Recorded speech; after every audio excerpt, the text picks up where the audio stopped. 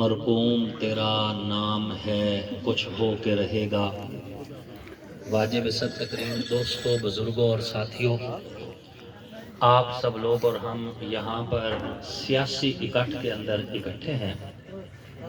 Election عروج پہ ہے اور ہر سیاسی نمائندہ اپنا اپنا منشور پیش کر رہا ہے۔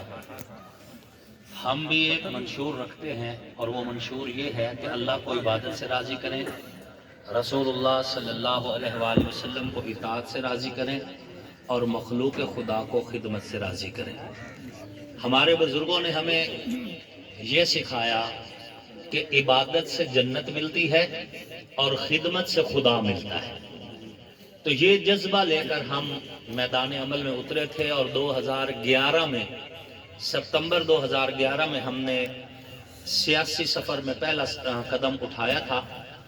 اس وقت بعض جگہوں پہ ہمارا مذاق بھی بنایا گیا کہ ایک طرف بڑے بڑے جاگیردار ہیں، ایک طرف بڑا سیاسی گراؤنڈ بیک رکھنے والے جو ہیں لوگ ہیں، اور ایک طرف ایک 4 ایکڑ کا مالک مولوی۔ اور پھر اکثر یہ کہا جاتا تھا کہ مولوی تو سیاست کیڑا کام ہے۔ مختلف باتیں کی گئی، لیکن ہم نے اپنا حوصلہ پست نہیں ہونے دیا۔ ہم کھڑے رہے اور تگڑے قدموں سے کھڑے رہے۔ اور اس دور میں بھی جب لوگ ہمارا مذاق بنا رہے تھے، 17 گھگ کے نوجوانوں نے میرا ساتھ دیا تھا اور میں یہاں سے سرخرو ہو کر نکلا تھا 2013 میں۔ 17 گھگ کے اندر الحمدللہ ہمیں ہمیشہ بہت پیار ملا۔ اب تو ماشاءاللہ ایک کارواں بن گیا ہے اور بڑے مزید ہمارے تعلقات میں بڑا حسین اضافہ ہوا ہے۔ بہت سارے ہمارے اور مہربان یہاں پر ہمارے ساتھ شامل ہو گئے ہیں۔ کل جو ایک مختصر سا گروہ تھا، اب وہ ایک بہت بڑا کاروان بن گیا ہے۔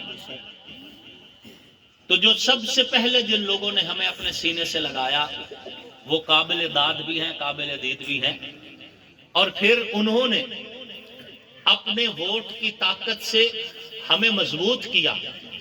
اور آج ہم مزید اللہ کا شکر ادا کرتے ہیں کہ ایسے لوگ مار رمضان ملا صاحب جیسے، میاں ظفر اللہ صاحب، رانا احسان صاحب جیسے لوگ، اب ایک حسین گلدستہ ہمارے پاس اکٹھا ہو گیا ہے۔ بھائی نیاز صاحب ہیں، استاد بشیر صاحب ہیں، بھائی فضل الرحمان ایڈوکیٹ صاحب آ گئے۔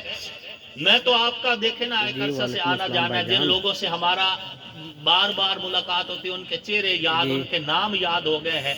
ہاں جی، اور بھائی اسلم صاحب موجود ہیں، بھائی آصف جٹ صاحب موجود ہیں، بھائی انتظار صاحب موجود ہیں، رانا مسیط خان صاحب موجود ہیں، آصف جٹ صاحب بھی کھڑے ہیں، رانا مسیط خان صاحب بیٹھے ہیں، اسی طرح کرم دین صاحب تشریف فرمائے ہیں، چچا خوشی محمد موجود ہے، رانا پپو موجود ہے، بھائی جاوید صاحب، دوسرا کیا نام ہے، بھائی امانت علی موجود ہیں، بھائی طارق صاحب موجود ہیں، تے بابا غلام شبیر ہی بیٹھا ہی کدھر، یہ سارے مطلب ہے، بھائی آصف صاحب ہیں، بھائی عرفان صاحب ہیں، میں تو اب بھائی شہد صاحب موجود ہیں۔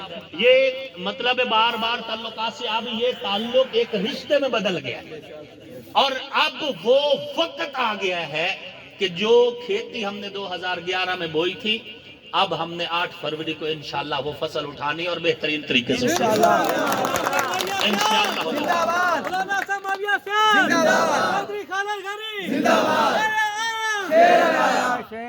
بھائی ذوالفقار جھنگوی آج نہیں نظر آیا، میں خیال میں کہیں گئے ہوئے ہوں گے۔ ہاں آپ موجود ہیں۔ تو سامعین محترم، وہ بھائی خالد صاحب آئے ہوئے ہیں، آمنہ ماربلز والے بھی دوست آئے ہوئے ہیں نا، یہاں موجود ہیں ہمارا جو بیٹھے، ہاں ماشاءاللہ ٹھیک ہے۔ تو سامعین محترم، ہم اللہ کے فضل و کرم سے اب بالکل اپنی منزل کے قریب ہے۔ اب آپ نے پہلے سے کئی گنا زیادہ محنت کرنی ہے۔ ہمیں کام کرنے کا شوق ہے، محنت کرنے کا شوق ہے۔ آپ کے ووٹ کی طاقت سے انشاءاللہ اس بار اللہ کے فضل سے ہم دونوں اسمبلی جا رہے ہیں انشاءاللہ۔ حالات بہت سازگار ہیں، احمد پور سیال کے اندر بھی اور شور کوٹ کے اندر بھی۔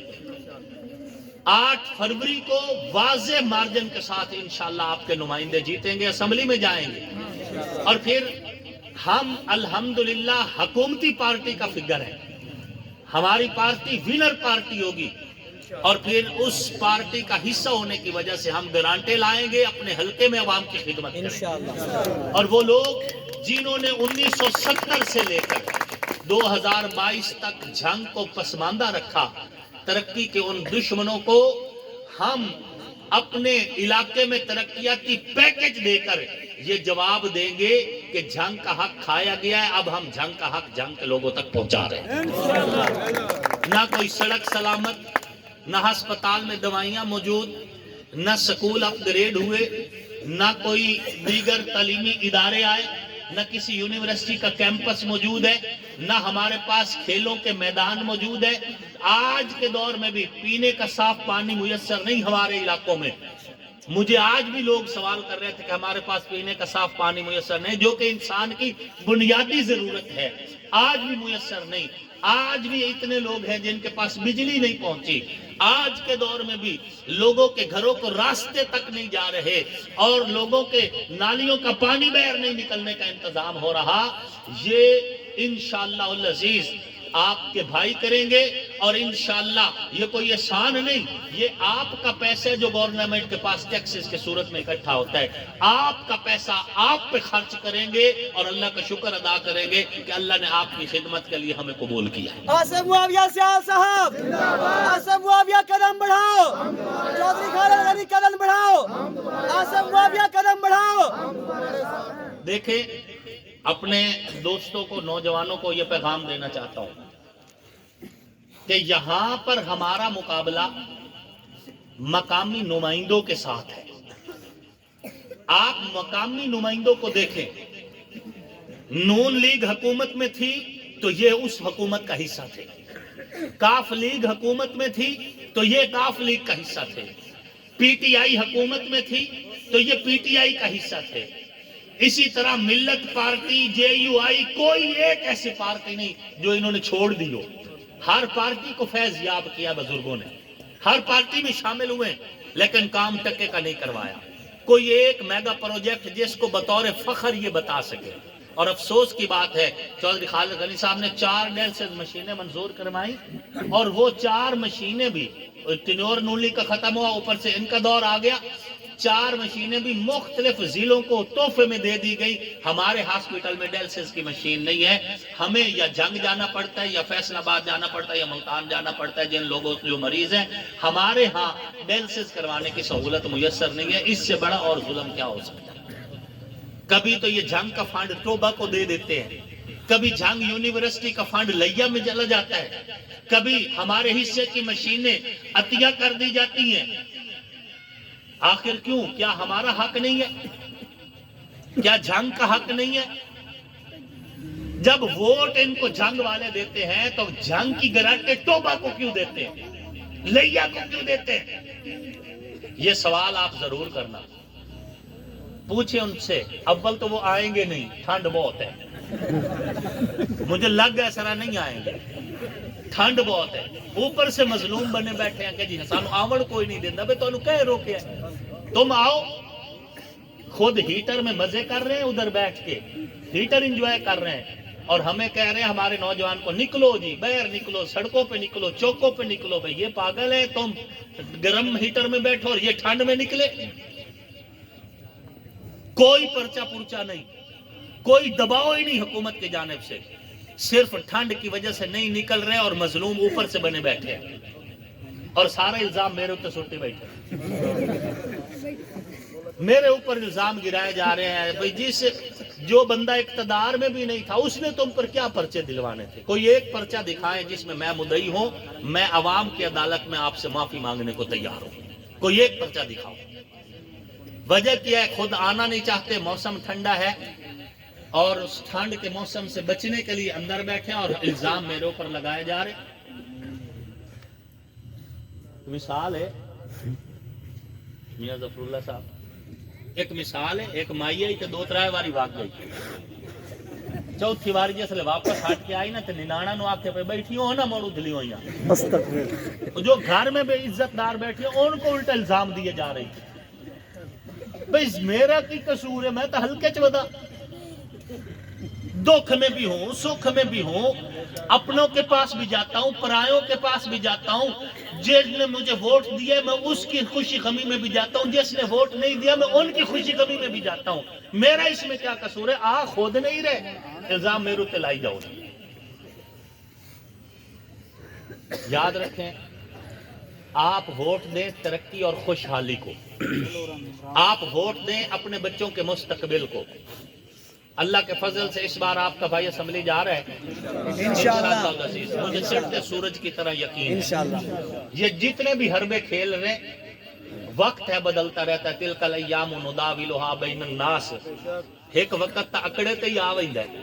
तो मैं तो मुड़ भी अल्लाह दा बंदा, अब वो वक्त हम पे आ गया, हम इंशाअल्लाह सुरखरू होंगे और आपके ताउन से होंगे। देखें, हम अकेले कुछ नहीं, घर में मेरे ज्यादा से ज्यादा 3 या 4 वोट हैं, इससे ज्यादा नहीं है। ये सारा वोट जो 72,000 की सूरत में था, ये आप लोगों का वोट है। आप लोगों की ताकत से असेंबली में जब हम पहुंचेंगे, हम इंशाअल्लाह वहां आपका हक मांगे। और मैं पूरी एक गारंटी नाल आंदा पे नींद मेरी घर पूरी हो वेंदी है, मैं असेंबली कोई ना समझा इंशाअल्लाह। जिनको असेंबली में नींद आ जाती है ना जाकर, उन बेचारों की नींद पूरी नहीं होती। मेरी नींद पूरी है, मैं तो 24 घंटे 3 घंटे 2 घंटे मिल जाए अल्हम्दुलिल्लाह। दूसरे दिन तो सिवें दो फ्रेश मत होना। 3 बजे आजकल भी मैं रात के वापस लौट रहा हूँ, फजर पढ़ के सोते हैं और फिर अल्हम्दुलिल्लाह सुबह 9 बजे फिर मैदान में होते हैं। अल्लाह का फजल है। आसिफ मुआविया कदम बढ़ाओ। बोलने का जज्बा है और हक वसूल करने का जज्बा है, और आपसे कोई गिला नहीं, शोरकोट के इमाम से कोई गिला नहीं। हर बार शोरकोट ने मुझे बड़ी इज्जत दी है, 17 घाघ ने बड़ी इज्जत दी है, और इस बार तो इंशाल्लाह पूरी घाघ बार में से इंशाल्लाह हम भारी लीड से जीत कर बैठे पूरी घाघ